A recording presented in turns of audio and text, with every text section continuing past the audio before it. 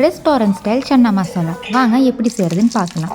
அதுக்கு முன்னாடி ஒரு வாணலியில் ஒரு கரண்டி நல்லெண்ணெய் ஊற்றிட்டு ஒரு 10 சின்ன வெங்காயம், 4 முந்திரி பருப்பு, ஒரு பச்சை மிளகா, 2 வரமிளகா, ஒரு கத்து கருவேப்பிலை போட்டுட்டுங்க கொஞ்சம் வணக்கி விட்டுக்கணும். கூடவே இஞ்சியும் பூண்டும் வந்துட்டு உங்கள் டேஸ்ட்டுக்கு ஏற்ற மாதிரி போட்டுக்கலாம். ஃப்ளேவர் பிடிக்கும்னா கொஞ்சம் நிறைய போட்டுக்கலாம், இல்லைன்னா கொஞ்சம் கம்மியாக போட்டுக்கலாம்.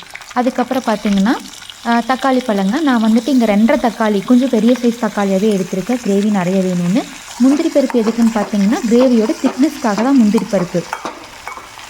இதை நல்லா வணக்கிட்டு ஆற வச்சிடணுங்க. அதுக்குள்ளே நம்ம இந்த பக்கம் ஒரு குக்கரில் 2 கரண்டி நல்லெண்ணெய் ஊற்றிட்டு பிரிஞ்சி இலை, சோம்பு, அதுக்கப்புறம் சன்னா மசாலாவுக்கு எப்போவுமே கொஞ்சம் பூண்டு வந்துட்டு போடணுங்க. அந்த பூண்டு போட்டுட்டு கொஞ்சம் ஃப்ரை பண்ணதுக்கப்புறம் பெரிய சைஸ் வெங்காயம் நல்லா பொடி பொடியாக பெரிய வெங்காயம் எடுத்து கட் பண்ணியிருக்கேங்க.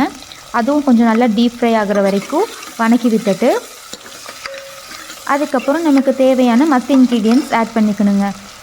பச்சை மிளகா, நான் வந்துட்டு இங்கே எங்களுக்கு கொஞ்சம் காரம் ஜாஸ்தி வேணுங்கிறதுனால 2 பெரிய பச்சை மிளகாயை போட்டிருக்கேன். அதுக்கப்புறம் தோட்டத்துலேருந்து ஃப்ரெஷ்ஷாக பறித்த 2 கொத்து கருவேப்பிலை, அரைச்சி வச்ச பேஸ்ட்டுங்க, அதையும் சேர்த்து இதில் ஆட் பண்ணி கொஞ்சம் கொதி வர அளவுக்கு விட்டுறணும்.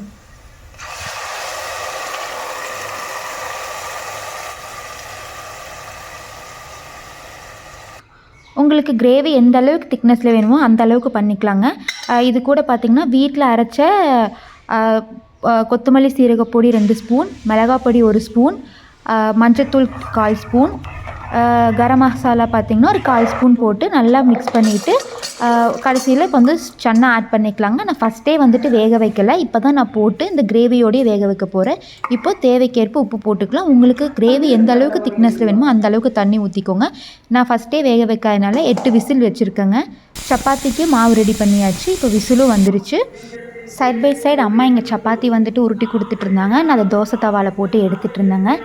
இந்த சைடில் பார்த்திங்கன்னா நமக்கு சன்னா மசாலா விசிலும் வந்துருச்சு.